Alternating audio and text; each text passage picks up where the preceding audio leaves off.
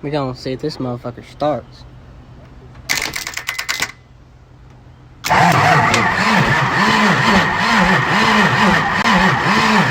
Oh shit, someone get the starting fluid.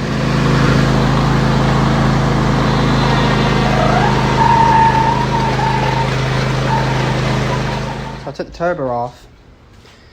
And we're gonna try and fix this thing. It's seen a little water, so it's, you know, it's seized a little bit. You can see where the wheel was rubbing the housing right there. It's marked up on the edges. Gotta clean all this shit up.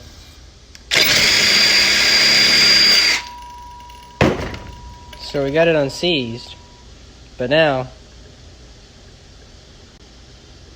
it's got fucking play. So yeah, it's gonna have to be rebuilt. Alright, got it broken down, ready for this rebuild. I got all the way down the unison ring. This is this right here. It sits in here. It's got all these vanes that sit on these pins. Unison ring sits right here. Moves, open and closes the vanes or whatever. They were, it was actually stuck. I had to fidget with it to get it unstuck. I mean, it's a little rusty in here. I'm probably gonna take all this and get it bead blasted.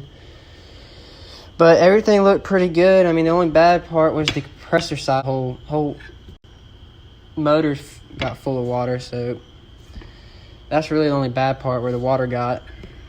But so far so good. We're gonna get this damn rebuild started.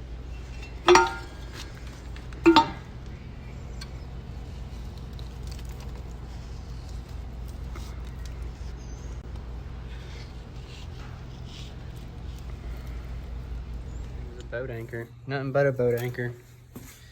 I got an anchor in this motor in place.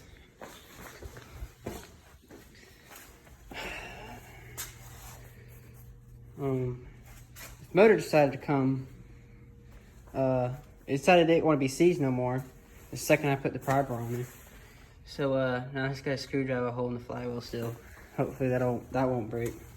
We're gonna see if we can get this. Finally get this damn bolt broke loose. Took me all 4 seconds. It wasn't hard to break it loose. It's just hard holding the damn motor still while breaking it loose. Alright, we're gonna get this puppy off and get the front cover off finally and see what the hell going on. I'm honestly, not really, but I mean, it's kind of surprising this this actually worked. I didn't think it was gonna hold it, but it did. Now I gotta get the strap unhooked from the truck.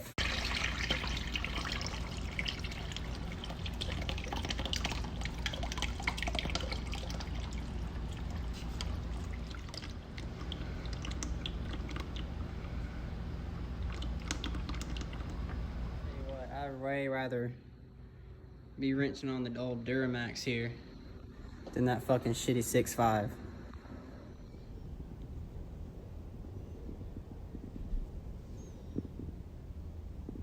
Alright, so I got myself a little predicament here. So, doing the standalone on the Duramax, right? I was gonna send my harness off to get built, to be standalone, get it built. It's like $550, right? Well, also, I wanted to get the DSP-5 switch, you know, get 5 tuners or whatever, all that, TCM tune and everything. Well, the tuner, the auto cow, is about $1,000. So I need that to be able to delete the VATs and the ECM. So it can, you know, start, whatever. Problem with that is, you have to have the VIN number off your ECM to be able to lock the auto cow into your VIN. Otherwise it won't work. And I don't know the VIN off my ECM. I just got a random ECM, right? So what I did, knowing me, I don't have the time to wait on it to have a standalone harness built, to have it brought in just to be able to hook it up, to be able to read a VIN off the ECM, right? So I built my own standalone harness in the last 2 days. There's my ECM, there's my TCM, my harness. I gotta clean it up, you know, it's a little mess right now, but guess what? Bam, your boy got his VIN. So now I'm gonna order, I saved $550. Now I'm gonna order my tuner. Alright, so I'm gonna show y'all everything I've done so far with this Duramax swap. Starting right here. This right here is the, I'm sorry about the rain in the background, but it's raining. The FICM for the LLY. This right here, I found it buried in the ground. It had been ran over. I actually found this, I got lucky too. We were actually looking for a snake, and I just happened to trip over this, and I was like, what the heck is that? And I pulled it out the ground. I was like, oh my god, this is the FICM for my truck. So I ended up getting this for free, because it was, it was buried in the ground, it was broken.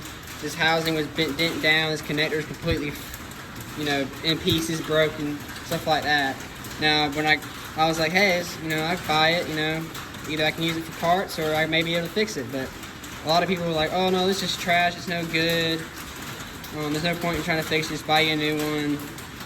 But it ended up coming out really nicely. So what I did was, I had a LB7 FICM, right? Connector's exactly the same for the LLY. So what I did was I desoldered off this cord and I put it on this one. Like you can see, it's all nice, it ain't broke. And then I tried cleaning the board up. There was a lot of rust in this area. And I was taking a toothbrush and some alcohol and, cleaning it. And ended up breaking this crystal oscillator off, which is right here.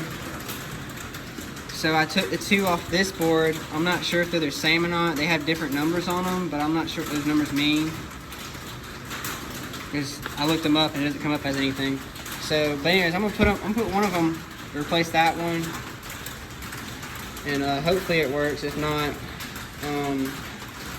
everything else is fixed, so I can plug it in and test it. If it doesn't work, I can send it off, take $200 to get it fixed.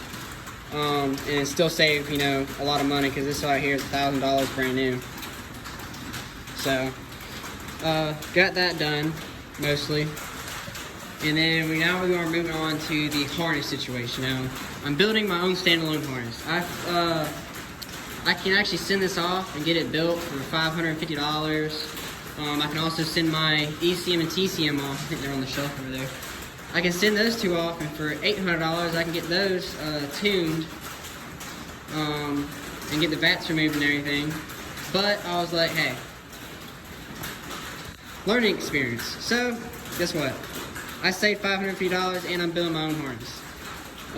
Now I got it pretty much done. The only thing I got left to do is to marry this harness to the truck harness. Now this isn't the truck harness off the truck. That right there that's the diesel harness for.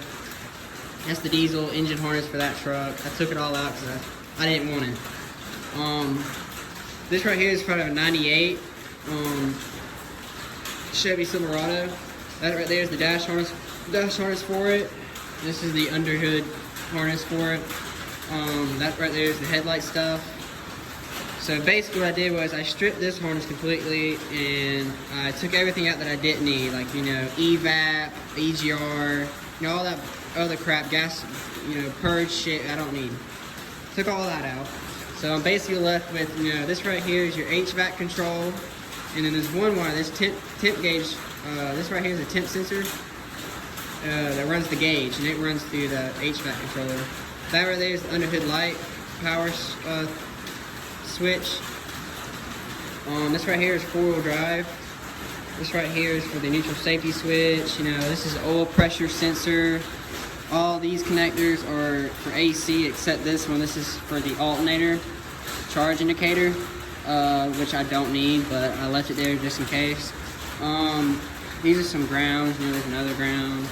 Let's see, this is for tail lights and stuff.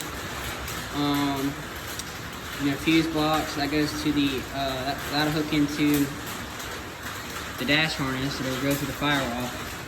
And I'm left with all these wires. That's ABS right there. I'm probably not gonna run that.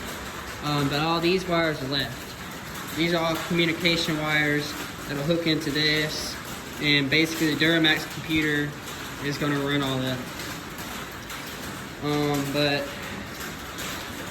this right here is just this is actually the harness that came off that engine, but because it sat outside, some of the connectors are dry rotted and cracked, and some of the wires are chafed and discolored and all that. So what I did was I bought a second harness. This one's in way better condition. There's nothing wrong with it besides it's dirty. But so this right here is gonna be my test harness. If this ends up working, which it will, but if it works, everything runs great, I'm gonna end up doing exactly what I did to that harness and then clean it up, you know, get new wire loom and all that on it. So it'll look all nice.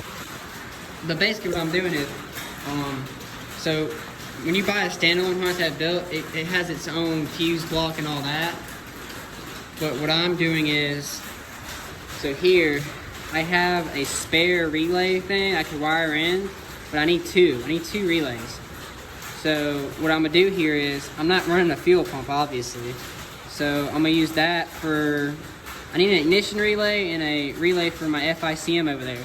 So basically what I'm gonna do is I'm gonna wire this in for the FICM, and then that'll turn my injectors on, and then another relay for the ignition.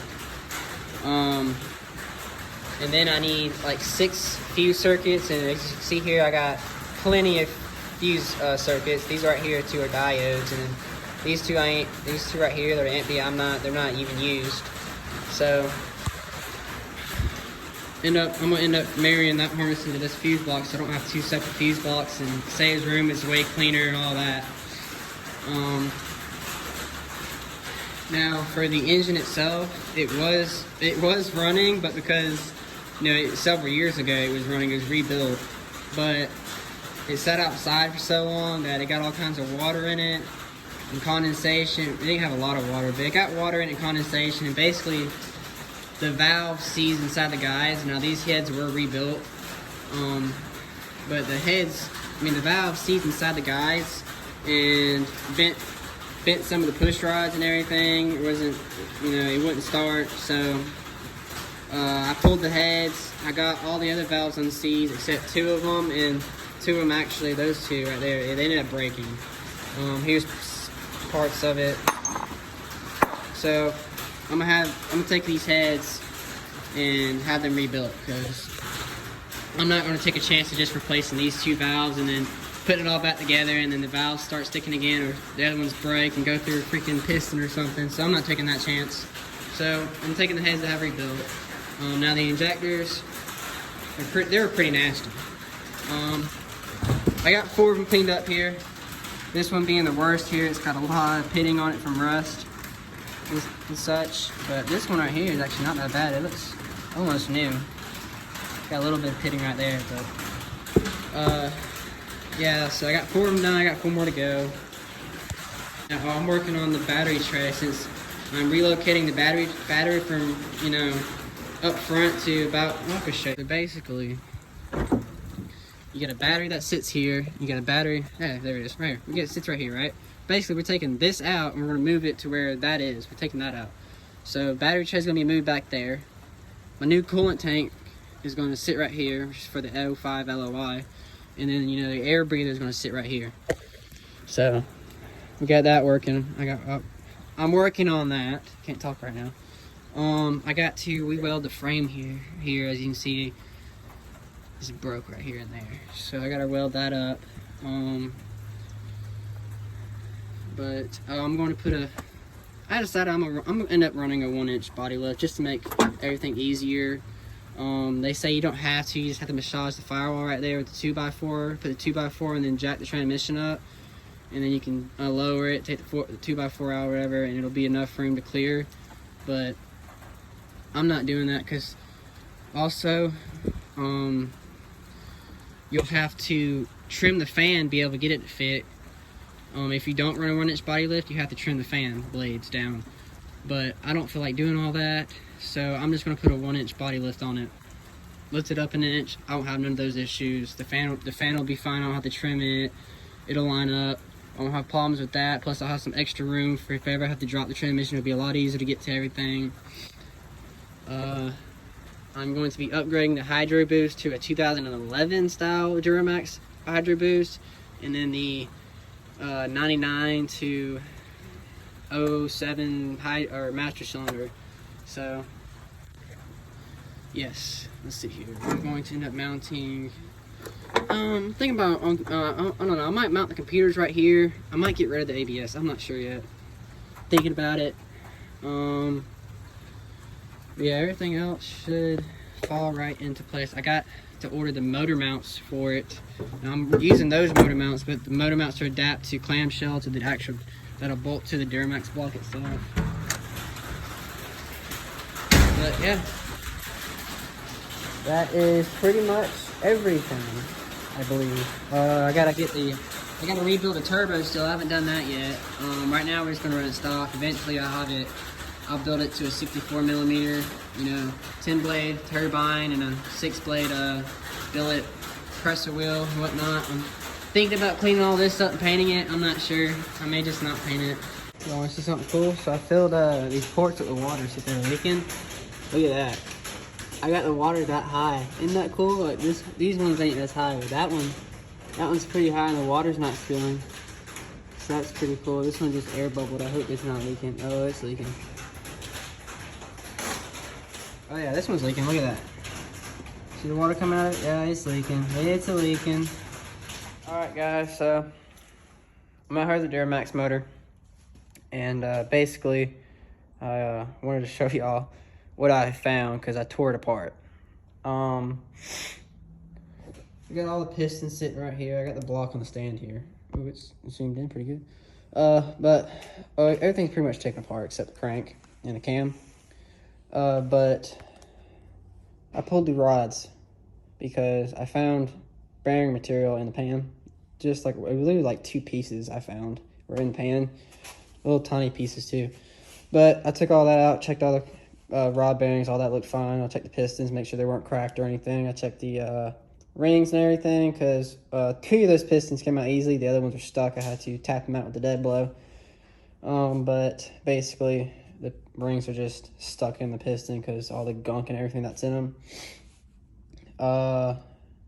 Which I'm not sure. That kind of contributes to low compression, really. Because the rings are actually flush with the pistons, so they weren't contacting the walls at all. And I kind of fucked. I kind of shouldn't have been spinning the motor over like I was, because the rings are stuck in the head. Basically, the piston was just riding on the wall, and it was scraping the wall. So, but I got a hone over there. We're gonna hone these cylinders anyways, because there's a lot of rust, stains and whatnot. Some pitting. There's a little bit of pitting in this cylinder right here, which you can feel with your finger. So hopefully I can get that to come out with the hone and it won't affect anything. I'll check the piston to wall clearance, make sure it's still in spec. But basically we're aiming for, I don't have to bore this over. But yeah, so I gotta clean those pistons up, get them all, back looking new and working properly. But basically I took all that stuff off because I'm gonna clean it, paint it. The back cover as well and all that stuff's gonna get cleaned and painted. But with the heads, these were rebuilt, but the motor sat in the weather, so water got in there like everything else, rusted the valves and seats and whatnot. A couple of the guides, some of the valves were stuck in the guides to the point, like that one over there. 2 of the valves I was trying to extract because they were stuck and broke. They broke 2 of the valves, and one of the guides actually broke too, so I gotta replace one of the guides. But because everything's rusted, it's not sealing properly. Obviously it's leaking, so that and the the piston rings were being stuck. That would explain my low compression problem. But when I would spin this motor apart, I'd get to a certain part where it would make a clunking noise, and I can move it like this much and it would make this clunking noise, and I sounded like it was maybe a rod bearing spun, which is why I dropped the pan. And when I found the bearing material in the bottom of the pan, I was like, all right, it's definitely a bearing, but all of the rod bearings are good. So I wasn't actually looking for it. I was actually cleaning these cylinders out, right, with a rag, and I actually caught it at the corner of my eye, right to the right of that oil squirter between the block and the crankshaft. You can see that little piece of metal sticking up. Come on, man, focus. And this one too, you can see really good on that one. So I'm guessing it spun the main bearings, but I won't know until I get the crank pulled, which is fine because I wanted to pull this crank anyways, because I wanted to get rid of that pin and get it keywayed, so I don't have a problem with shearing a pin. So we're gonna get the crank pulled. I'm gonna check all that, make sure it's good. Hopefully there's not too much damage there.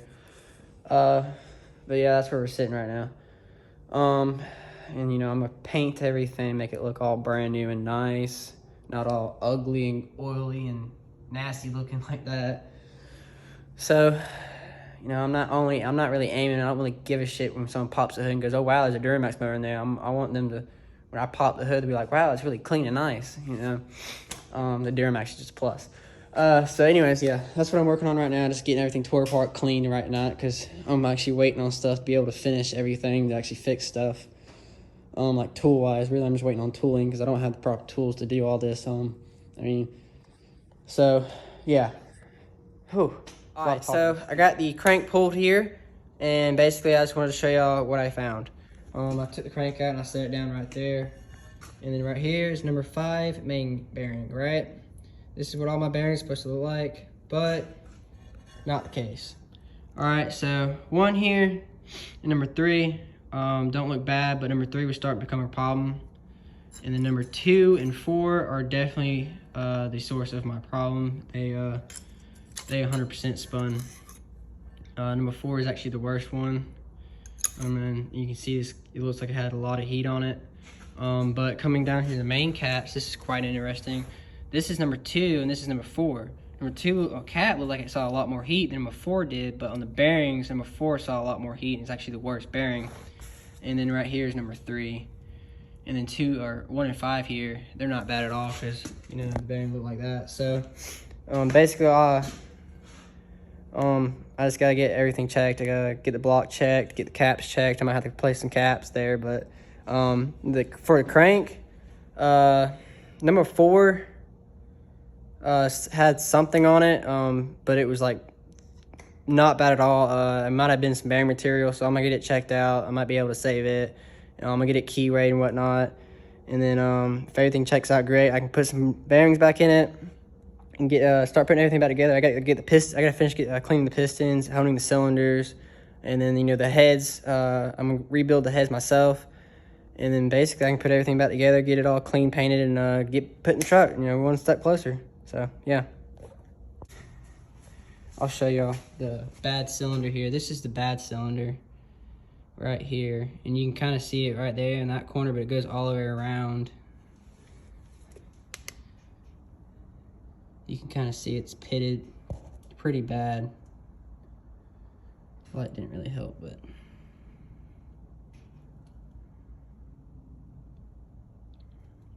come on.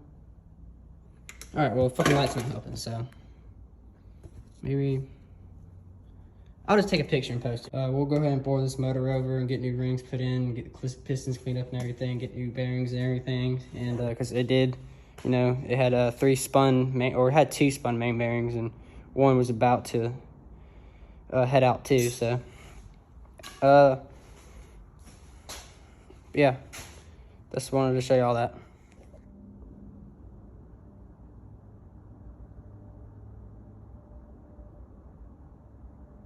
Okay, so I just got done honing the cylinders, just to clean them up, see how extensive the damage is to them, see if it's even worth having all this machine work done, because it also spun main bearings, but I can also get another block for right now and not have to do all the machine work to this one, because if I do have it overboard and whatnot, I have to get all new piston rings and stuff. So I'm probably just gonna get another block, but I wanted to show y'all how bad it is. It's got a lot of pitting in some of these cylinders. Most of them are just scorned up.